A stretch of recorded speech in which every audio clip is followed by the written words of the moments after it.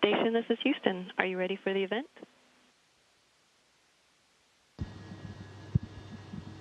Houston Station, I am ready for the event. Associated Press, this is Mission Control Houston. Please call station for a voice check. Station, this is Marcia Dunn with the Associated Press. How do you hear me? Hey, Marcia, good to talk to you again. I've got you loud and clear. Well, greetings from the Kennedy Space Center, Kate.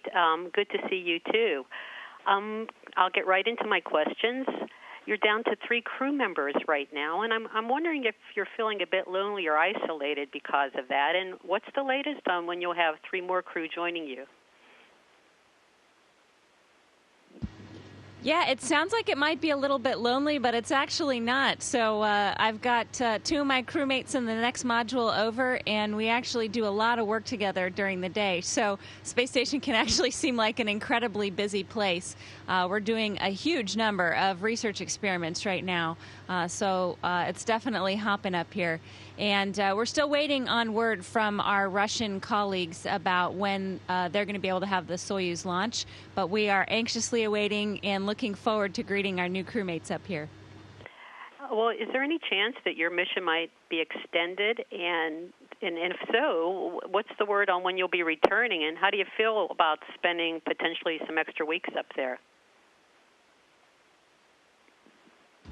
Yeah, so we're still waiting to hear word from all of that, and of course our Russian partners are going to let us know as soon as they have any word. When we launch to space, we know that we may be here for shorter than originally intended or longer than originally intended. So we're prepared. The teams have quite a bit of science actually right now, so I think nobody would mind too much if we got extended a little bit. We would be able to get a lot of research done. Well, you know, originally, and you may still be back in time for Election Day, but if not, will you be able to vote for president up there? And as an aside to that, do you find yourself keeping up with political news in orbit? Yeah, so I will be able to vote. There's actually some fantastic folks on the ground that get me an absentee ballot before I launched, and it got sent to my home address, and the absentee ballot address is low Earth orbit. So I think that's it's pretty amazing. It's very incredible that we're able to vote from up here, and I think it's incredibly important for us to vote in all of the elections. And so, yes, I definitely do plan on voting.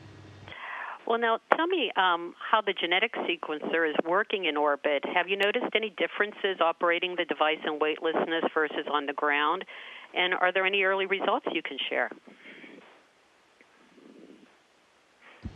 Yeah, it's working incredibly well on orbit, which is actually a little bit surprising. Things are very different in microgravity. You find any system that you work with up here to be it just works differently than the way you would expect it to work on the ground. And a lot of that's because of the way that bubbles behave in fluids or how fluids move across surfaces. There's some really fascinating unexpected behavior.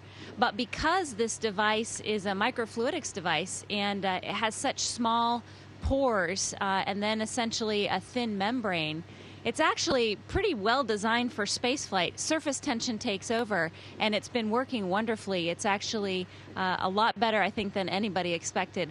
We've gotten over 1 billion base pairs of DNA sequenced at this point. Well, I was going to ask you about that. That sounds like a lot to me, given that you started at 0. But if you could put that in perspective, for the layperson, how many or how little are 1 billion bases of DNA? Could you compare that to something that we can relate to? Sure thing. I'll tell you, when I was an undergrad, I used to do sequencing 1 base pair at a time.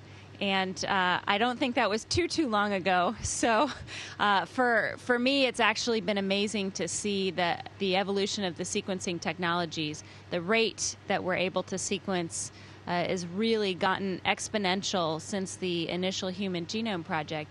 And so what we're doing with the sequencer on board here is the scale of easily doing a human genome or a mouse genome, or we can look at hundreds or hundreds of thousands of bacterial genomes if we're interested in the microbiome on board Space Station. Well, that sounds like it could have some real implications. Could you just mention some of them that pop into your mind?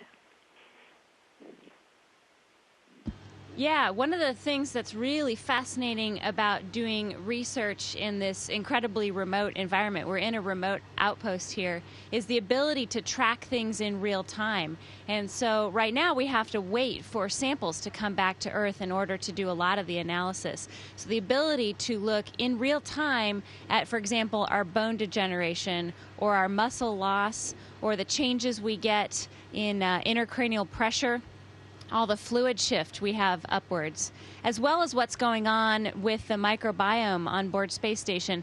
You've got all these bacteria up here, potentially, that are living in a completely unique environment, just like the humans are. And assessing what's going on the microbial level could be very fascinating if we're using genome technology. Well, the SpaceX launch pad explosion is still pretty big news down here, and I'm just wondering, what were your thoughts when you saw the video of that, and what impact might that have on any station supply issues, or might it even put a crimp on the research and getting things down, like some of your genome work? Yeah, so spaceflight is a tricky business. I mean, it is definitely difficult. And I think we forget that sometimes. We see launches and landings as routine. It's a huge amount of energy and dangerous substances, and that work is very hard. The SpaceX team is incredible. They are working on recovering from this. In terms of the research, we actually have so much a buffer of research up here that we could go for quite a long time. We have a lot of supplies and materials, and right now, more work than I have hours to do in the day. So there's an incredible amount that we're doing on the space station that shouldn't be too strongly affected by the SpaceX incident. Well, will some of your DNA work be coming down on a Dragon soon, or whenever it does get back up there? I mean, how important is that to get down on the Earth, or is it just coming down real time, all the data that's needed? Yeah, so that's the incredible thing about the sequencer, is that we're processing biological information up here, but we're sending it down as ones and zeros. So we're sending down just data, and that's got all of the information that we need to do the experiments. So we're not sending any samples back. We're processing them in real time and really using the space station as a real-time laboratory for high-throughput genomics. Well, great. And one last question, if I might. Elon Musk is going to be making a major address next week in Mexico about his plans for colonizing Mars, making humans a multiplanetary species. And do you think you're going to be alive to see any of this come to light? It's nothing that's going to be happening anytime soon, but that's his vision. And I'm just wondering whether you think you'll live to see any of this come to fruition. Absolutely. I am very convinced this is going to happen in my lifetime. I think it's incredibly exciting where SpaceX is going, where NASA is going, where all of the commercial crew efforts are going.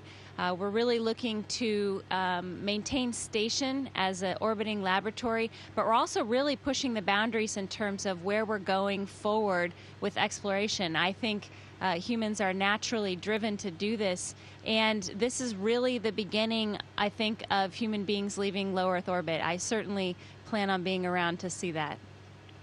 What are your thoughts about going to Mars? Would you volunteer? I'd have to ask my husband first, but I'd probably sign up in a second. Well, listen, thank you so much. It's been a delight talking to you. Good luck, Godspeed on the rest of your journey, as long as it may last. Thank you very much. Absolutely. Thank you.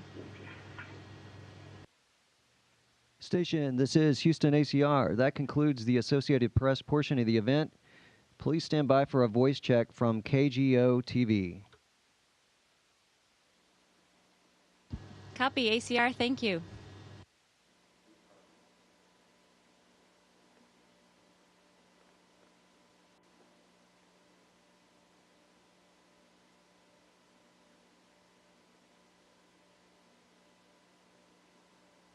Okay.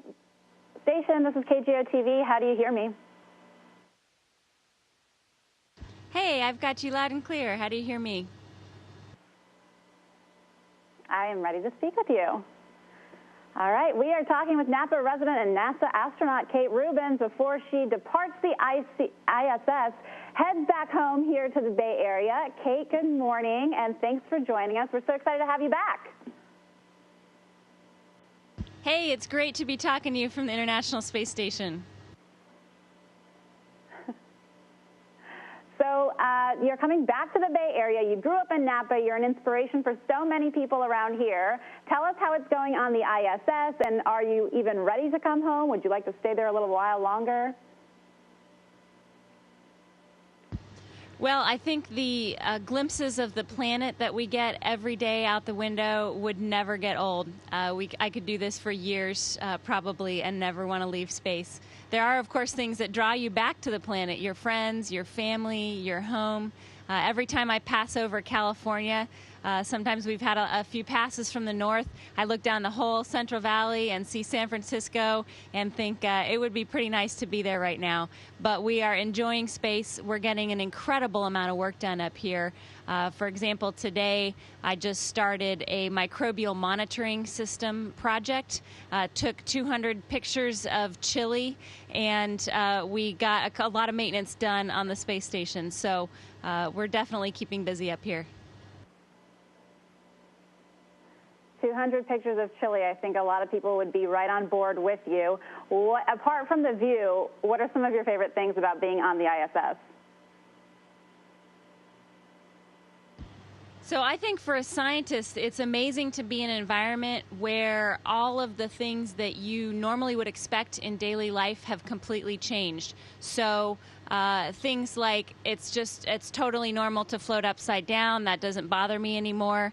I watch fluids behave up here all the time, and it's strange and marvelous and wonderful at the same time to observe what you think you know about the natural world completely get thrown out of order when you no longer have gravity acting as a main force.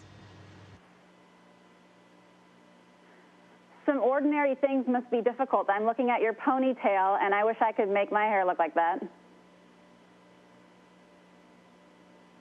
Tying my shoes was very difficult the first week I was here, but you actually develop these skills very quickly.